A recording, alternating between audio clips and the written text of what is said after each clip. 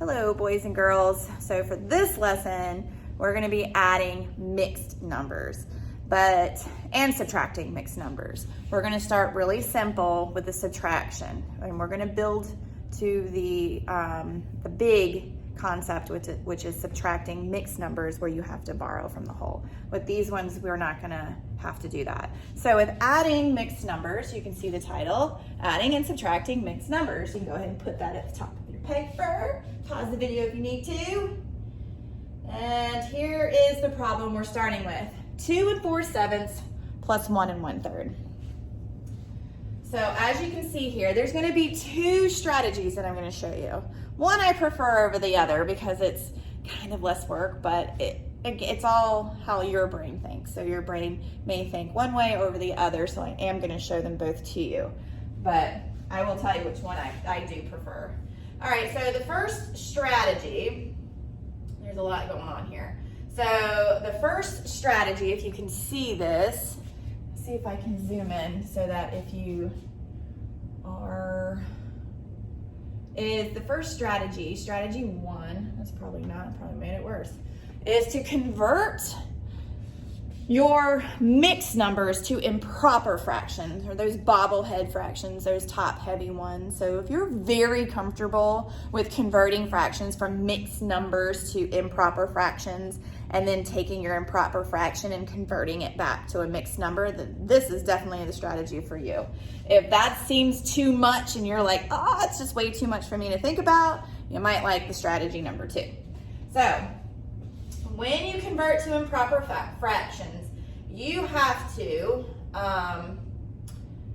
put your whole back into your numerator. So for here, our whole number is 2. Sometimes your whole number, especially in middle school, is going to get super big, like 2-digit, maybe even 3 digits. That's why this strategy isn't one of my favorite, but I'm going to show it to you.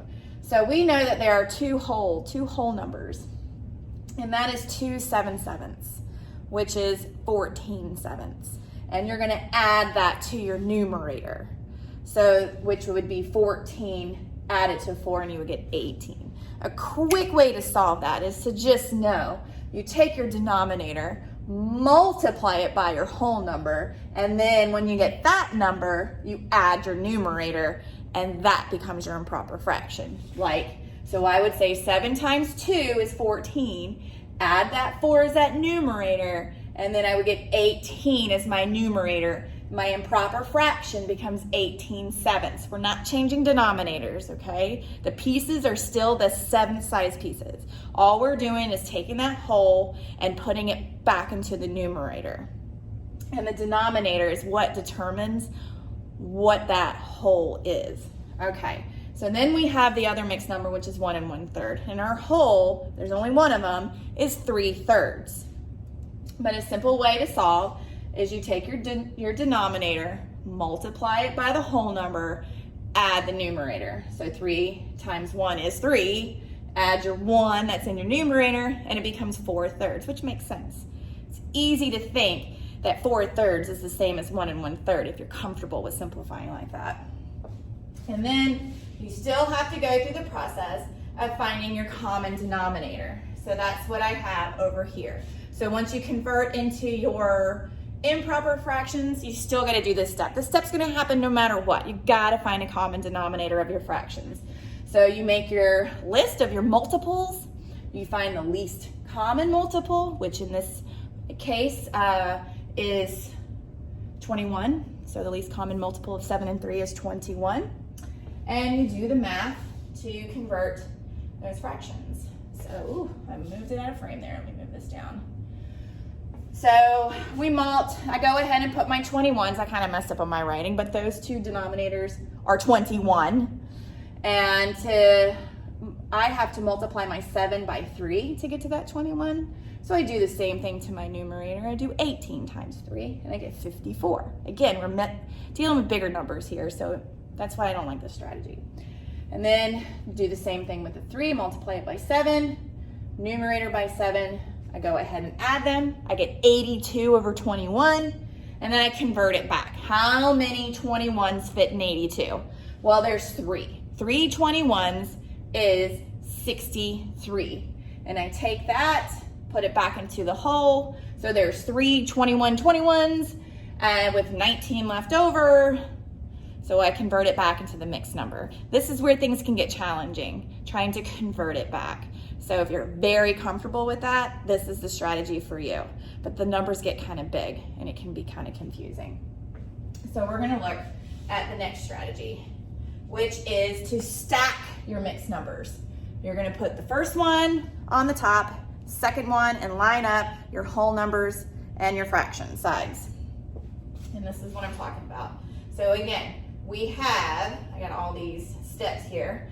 We have 2 4/7 and 1 1/3. If you notice, the fractions are stacked with each other and the whole numbers are stacked with each other. Then I rewrite the problem. So the whole numbers aren't gonna change because a whole is a whole no matter what. So you have 2 wholes and 1 whole, stack them just the same, but rewrite your fractions so that they have a common denominator. So you would multiply 3 times 7 and 1 times 7. You would multiply 7 times 3 to get that 21 and 4 times 3 and now have a 12. So you see how we're dealing with smaller numbers in our numerators? That's why I like this strategy better.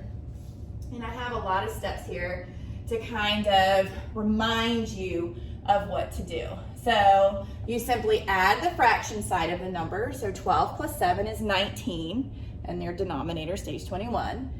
Then you add the whole numbers, 2 plus 1, which is 3, and we get 19 over 21. So it's, to me, that goes a lot faster than converting to improper and then converting it back. I don't know, I like this one better. And then over here, I wrote the steps again, you know, you rewrite it. You rewrite the problem, bring the whole numbers over. So you're not changing whole numbers because they're whole no matter what the numerator. As long as the numerator and denominator are the same, it's a whole. So a whole is a whole. And then you create equivalent fractions with common denominators for the fraction side of the problem, and then do your math. So here are some practice problems for you to try. 4 of them. I try to keep them as simple as possible. Again, you have 2 addition ones and you have 2 subtraction ones, but with the subtraction ones, you're not gonna have to borrow from the whole number. So once you create your equivalent fractions with a common denominator, you'll be able to subtract easily. Just make sure the first number goes on top and the second number goes below it. Don't reorder with subtraction. You can't do that. You can with addition, you can't with subtraction. The associative property and commutative property does not work for subtraction or division. So we'll go over it in class. Good luck.